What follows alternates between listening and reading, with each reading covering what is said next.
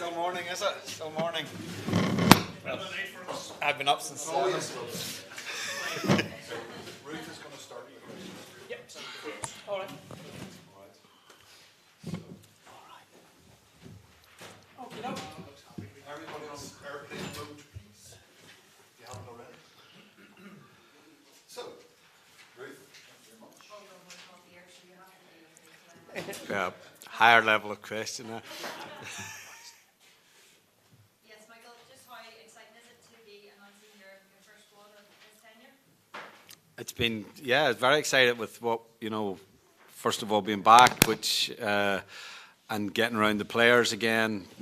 The players obviously that I know well, but obviously a number of new players as well, particularly some of the younger players. So I think you see that, and that's reflected in the squad that I've selected.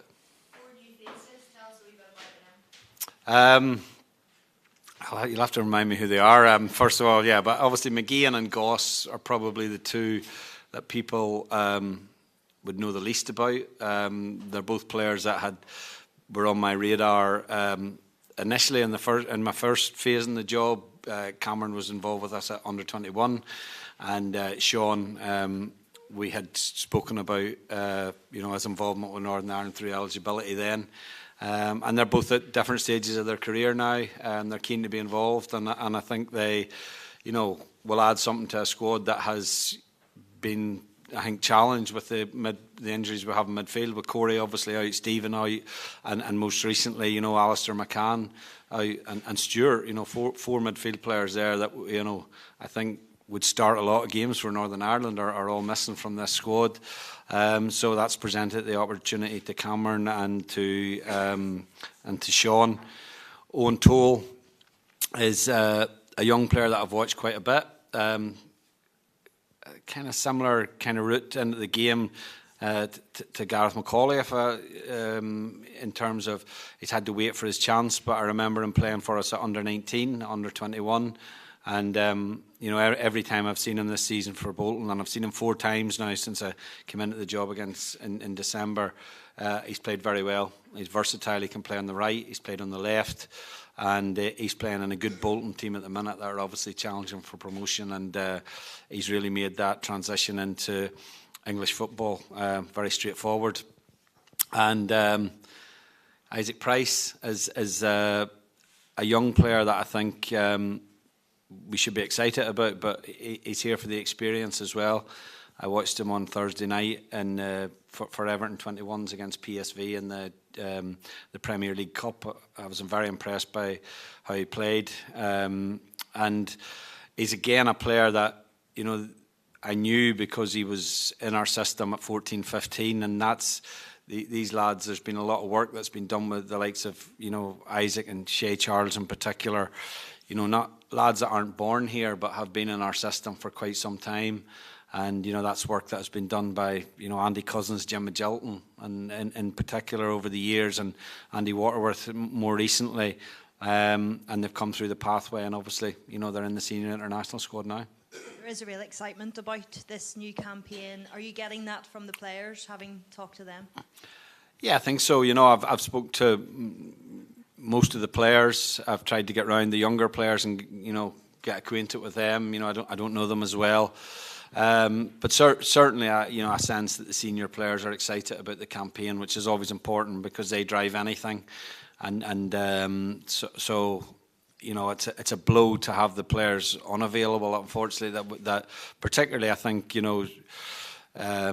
Stuart and Stephen and Corey that are longer term injuries, and we'd hope that Stuart may be available for March, but I think realistically I knew that would probably be a long shot. But we have to find that excitement without those players for the time being. The younger players have to bring a bit of vibrancy and a bit of energy to the group as well. We can't always be dependent on the more senior players in the squad, and hopefully that will be the case. San Marino first, but then you're back here. How much are you looking forward to Finland here at Windsor Park? Well, I look forward to it if we beat San Marino away. Yeah, that's the reality of the situation, is that we have to win the first game, and we played there before in 2018. It's never straightforward. I think ideally you'd probably like a home game first. That hasn't been the case, so we have to go there and obviously try and win the game. It's I think, you know, these games, as I say, aren't straightforward because the opposition, you know, they realise that, you know, qualification is not something that they're aspiring for, but they're aspiring to get results like any nation, and so they'll be highly motivated to take something from the game.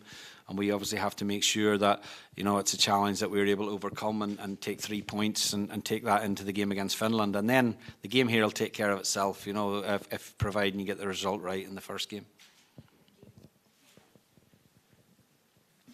Hi, Michael. How's it going? You all right? Good, thanks. Just a question on Johnny Evans, obviously included in the squad, but hasn't played for quite some time. Can you give us an update? Have you spoken to Johnny about where he's at with his fitness, and will he be available for the games? Yeah, I spoke to Johnny pretty much every week, really, and since over the past period. He was, I think he was coming on really well with his injury. He had a slight setback and picked up a slight thigh strain, which is set him back a couple of weeks, but he's back with the medical team on the grass as far as I understand now, and they were hoping that he would be available to play in an under-21 game, if not this week, certainly by, you know, before the international break. And look, you know, he's obviously massively keen to be back fit, first of all for Leicester, and that's a priority, but equally, you know, I think we're a player that has, you know, had the experience and obviously over 100 caps now.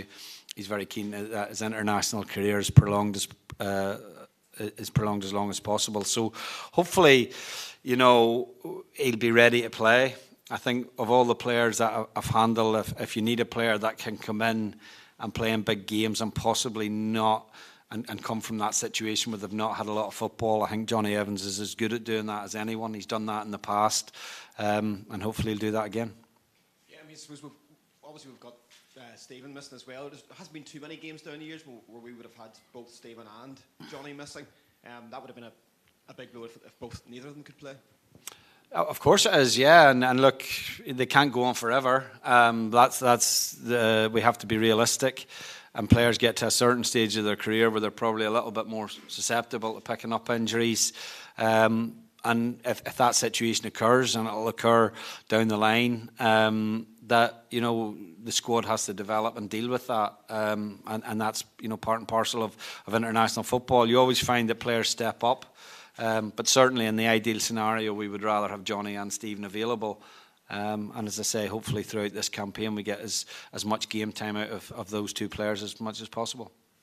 And at the risk, Michael, of you thinking that our questions haven't got much better in the few years you've been away. Not a message, no, we're not going down that. No.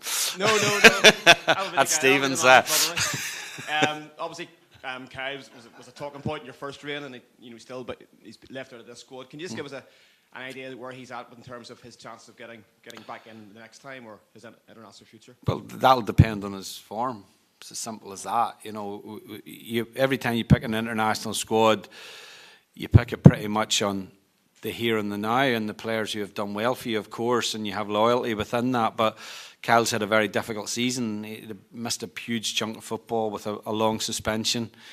His contract situation was then terminated at Kilmarnock, and he's back here now in the Irish League with Linfield. But, you know, I've watched the games back. I've had people at the games, and I think he's still at that situation where he's looking for form and fitness. I don't think, and at this minute in time, I think that international football would not be the right thing for him. And but the door's not shut. It's never been shut on any player, and you know, I suppose the responsibility lies with the player in terms of finding his form and his fitness.